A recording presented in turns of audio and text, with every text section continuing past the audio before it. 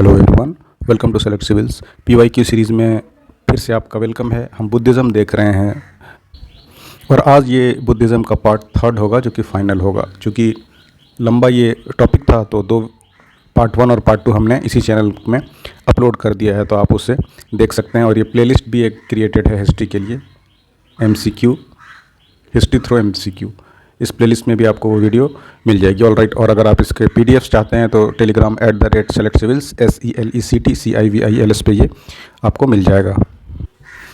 तो चलिए, ये विच ऑफ द फॉलोइंग ये central theme of Sutta Pitaka. Again इस तरह के क्वेश्चन हमने कई बार देखे हैं। 3 मेन रिलीजियस बुक्स हैं जिनको कलेक्टिवली त्रिपिटका कहते हैं।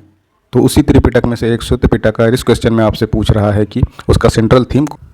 तो option number C correct answer हो जाएगा। Buddha's teaching and discourse has been discussed in Sutta Pitaka. Option number C, ये उसका एक्सप्लेनेशन भी है। All right, Jataka tales use to illustrate, हमने कई बार देख लिया है कि उसके प्रीवियस लाइफ्स के बारे में बताता है जटाका टेल्स। तो option number B, moral lessons and virtues from earlier life, that is what Jataka tales are. Jataka stories भी कहते हैं।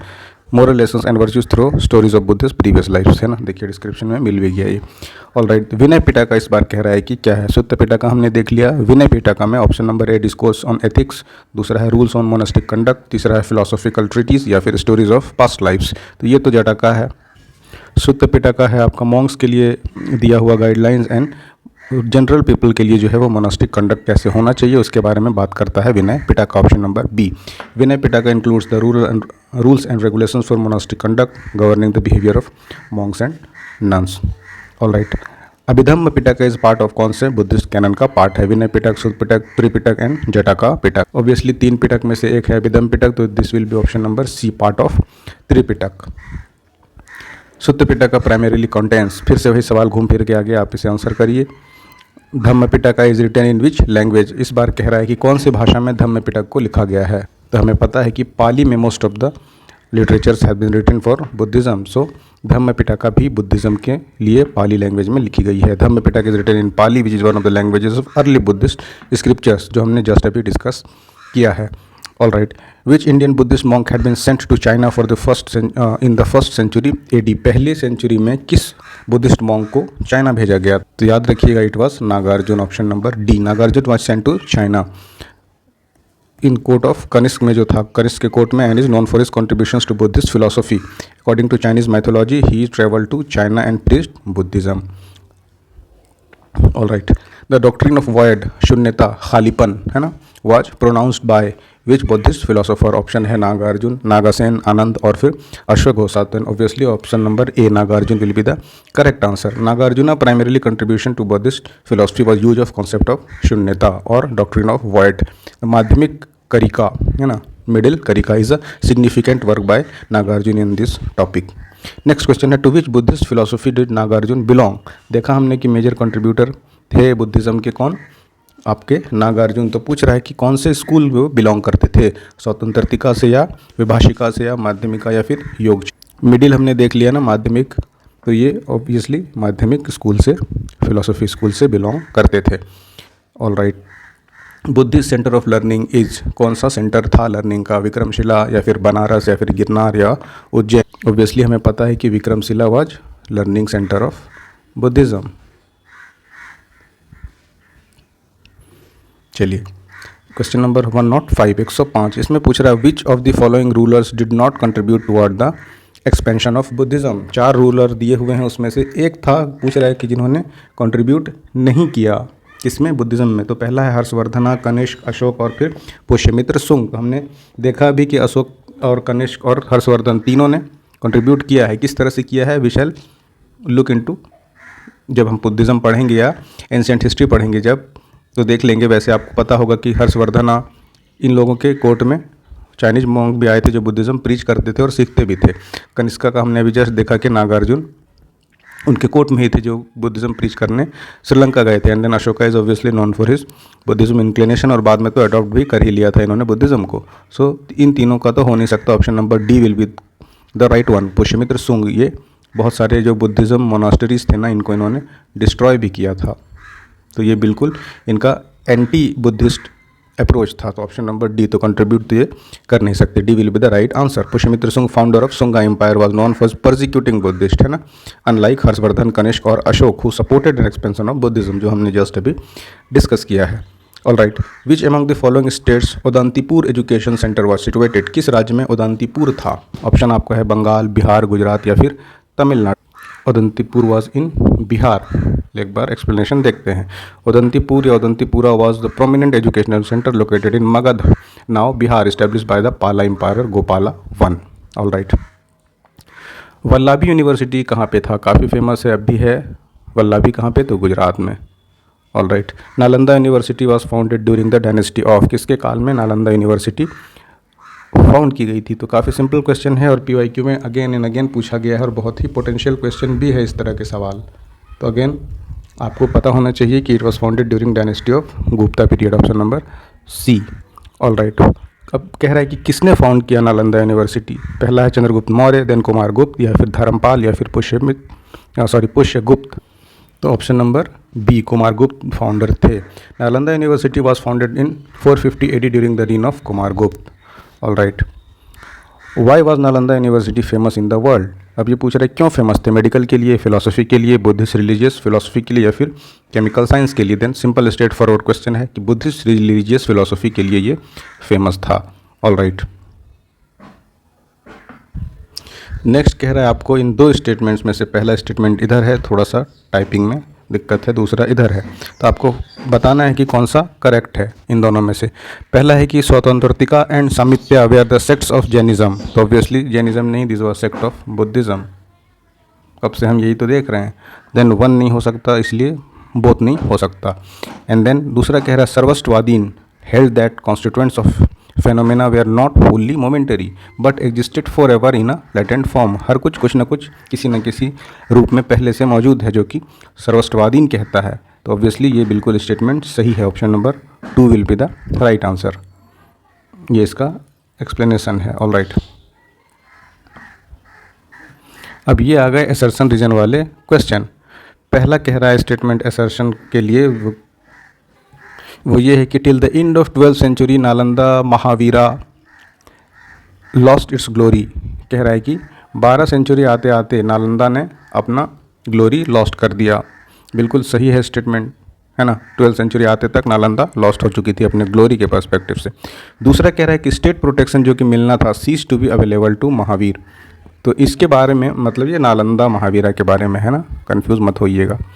कह रहा है कि दूसरा स्टेटमेंट की जो कि स्टेट देती थी प्रोटेक्शन वो बंद हो चुका था, तो ये भी ऑब्वियसली सही है। और दूसरा पहला का एक्सप्लेनेशन भी है कि जब तक उसे स्टेट की प्रोटेक्शन मिली हुई थी तब तक उसको बाहरी इन्वेजन लूट खसोट से बचाए रखा गया था। Once state protection cease to be available to Nalanda it became, क्या हो गया, बर्बाद हो गया। तो ये आपका करेक्ट भी है और इसका एक्सप्लेनेशन भी है बी, है ना। ये देखिए आंसर ये है, Nalanda lost its prominence by the end of 12th century due to क्यों, decline of state protection and rise of Muslim invasion. फिर बाद में हम खिलजी वगैरह देखते हैं। तो मेन रीज़न वही था कि आपका स्टेट प्रोटेक्शन मिलना बंद कर हुआ गया था किंग्स की तरफ से, एंड देन इन्वेजन वगैरह चालू हो गया तो वो एक तरह से बर्बाद कर दिया गया।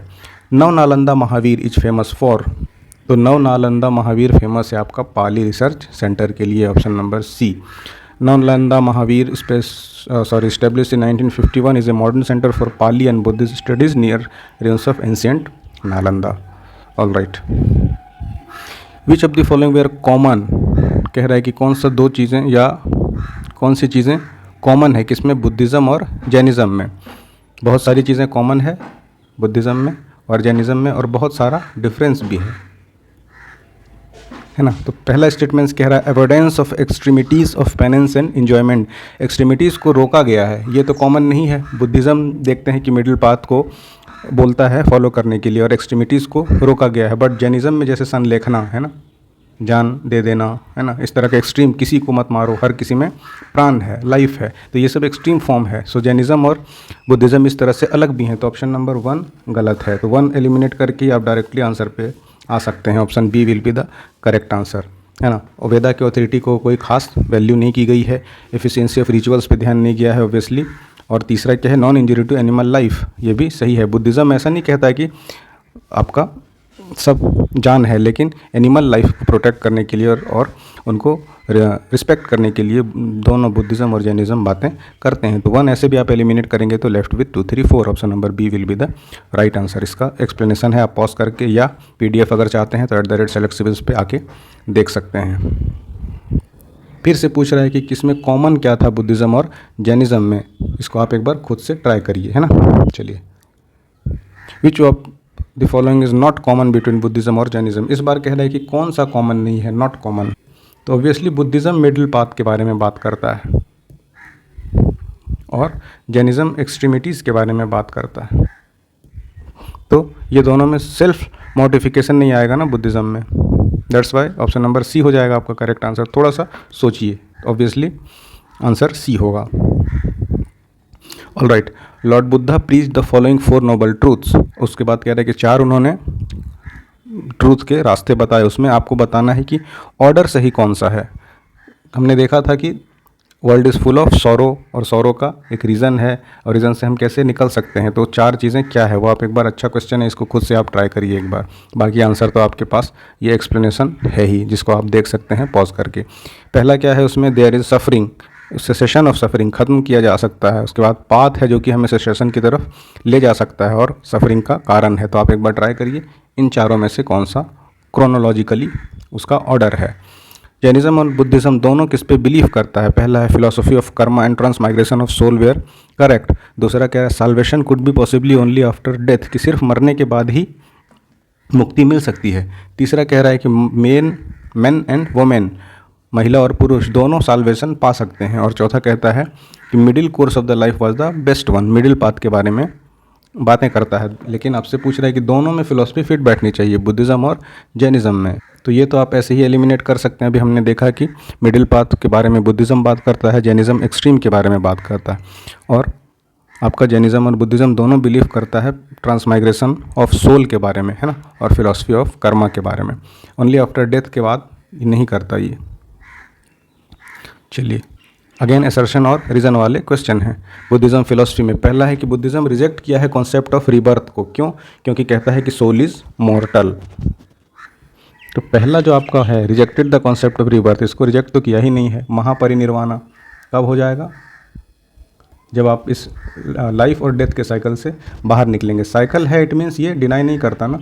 तो ऑप्शन नंबर 1 आपका गलत हो गया। तो ऐसे ही आपका ये एलिमिनेट हो जाएगा, ए आर ट्रू, ये एलिमिनेट हो जाएगा, ये एलिमिनेट हो जाएगा। तो ऑप्शन ऐसे ही आप left with option number D, A he untrue हो गया और ऑब्वियसली आर ट्रू हो जाएगा। क्या आर है कि सोल मॉर्टल है, सोल भी जो है ना उसको भी डेथ आनी है। तो आपका ये वाला साइकिल से आप निकल जाएंगे। So A is untrue and R is true. Again ये इसका एक्सप्लेनेशन है, आप एक बार पढ़ लीजिएगा। धम्मा और धर्मा इन बुद्धिज़्म रिफर्स टू, पहला है कोड ऑफ कंडक्ट, दूसरा है डॉक्ट्रिन और लॉ ऑफ नेचर, तीसरा है 4 नोबल ट्रूथ, या फिर चौथा है 8 फोल्ड पाथ। तो जो आपका धम्मा है, धम्मा रिफर्स टू डॉक्ट्रिन और the law of nature, option number B. All right, anatta और anatman in Buddhism refers to, anatta या अनात्मान बुद्धिज़्म में क्या है? पहला है कि बिलीफ इन इटर्नल सोल, दूसरा है कि डिनाइल ऑफ सेल्फ, तीसरा है योगा करना, मेडिटेशन, या फिर चौथा है pursuit of enlightenment. This is anatman और anatta is denial of self. इसको अगर उर्दू में कहिए तो बेखुदी, अपने बारे में पता ही लग जाए, पता ना चले इतना कि सब कुछ पता लग गया है। हाँ, थोड़ा कैची है, समझिए इसको। ऑल राइट, बोधिसत्व क्या है? कई बार हमने देखा कि व्हाट इज़ बोधिसत्व। पहला है इनलाइटनमेंट बीइंग, दूसरा है फ्यूचर बुद्धा, तीसरा है बुद्धा का डिसिपल या फिर महायान में एक deity.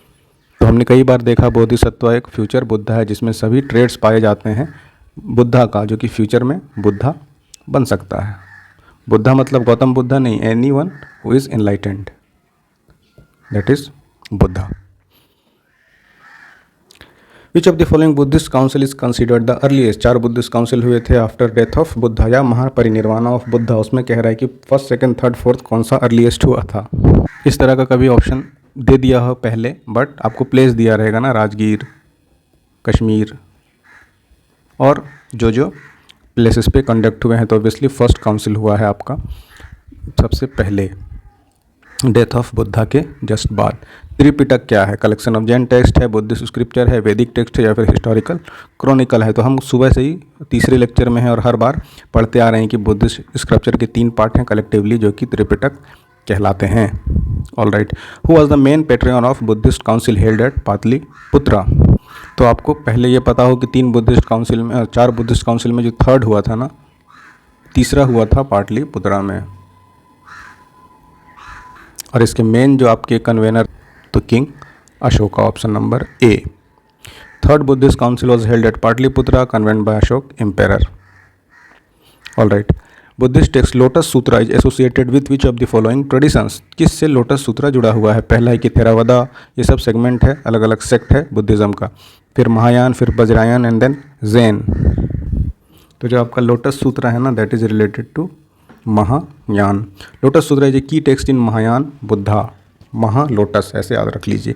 Known for is teaching on universality of Buddhahood and the path of bodhisattva. Samsara in Buddhist refers to, Buddhism में समसारा किस चीज़ को व्यक्त करता है? Ultimate state of nirvana, cycle of birth and rebirth, path to enlightenment और प्रैक्टिस ऑफ मेडिटेशन। संसार या समसार का मोह माया, that is cycle of birth and rebirth, that is what samsara is. Option number B, cycle of birth and rebirth. Which of the following is a significant Buddhist text on ethics and moral conduct? हम ये जानना चाह रहे हैं सवाल में कि Buddhist text जो कि एथिक्स और मोरल कंडक्ट के बारे में बातें करता है, तो हम पहले भी देख चुके हैं कि अभिधम पिटक, धम्म पदा, लोटस या फिर हर्ट सूत्रा में से कौन सा है? दिस इज धम्म पदा, option number B. Dhammapada talk on ethics and moral conduct. Which language earliest Buddhist scriptures written? हमारे पास पहले भी हमने ये क्वेश्चन देख लिया है कि ऑप्शन पाली है। पाली में ज़्यादातर अर्लीस्ट बुद्धिस्ट लिटरेचर्स लिखे गए हैं।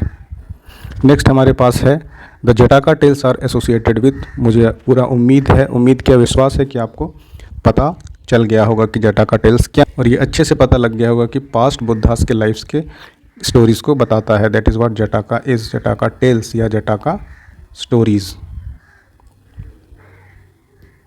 ठीक है, चलिए ये उसका एक्सप्लेनेशन है।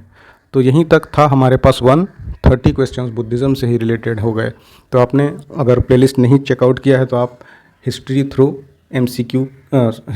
हाँ बिल्कुल, MCQs के नाम से एक प्लेलिस्ट है, आप वहाँ जाके उसे चेक करिए। और ये भी वीडियो जो अभी है ये भी हमने उस प्लेलिस्ट में डाल रखा है। तो इतने क्वेश्चंस से जो हमने 130 क्वेश्चंस किए हैं, 99% क्वेश्चंस आपके कवर हो जाएंगे। सारे PYQs के क्वेश्चंस हैं, जैसे कि घटना चक्र है या उसके ऑफिशियल वेबसाइट से लिया गया है और फिर हमने आपके लिए इसको कंसोलिडेट किया है। बस आप PYQ करिए, क्योंकि किसी भी वन डे वाले एग्ज़ाम के लिए, अदर देन इवन UPSC के लिए भी जो बेस्ट आपको तरीका है एग्ज़ाम को समझने का या क्रैक करने का, वो आपका PYQ है। तो हमने PYQ सीरीज़ में बुद्धिज़्म के सारे क्वेश्चन सॉल्व कर लिए हैं। उसके बाद आगे के लेक्चर्स में हम हिस्ट्री में, रिलीजन में जैनिज़्म कवर करेंगे, और फिर जैनिज़्म के बाद हम धीरे धीरे बाकी सेक्शन के साथ एंशिएंट, फिर मेडिवल, फिर मॉडर्न हिस्ट्री प्रोसीड करेंगे। तो ये यहीं तक था।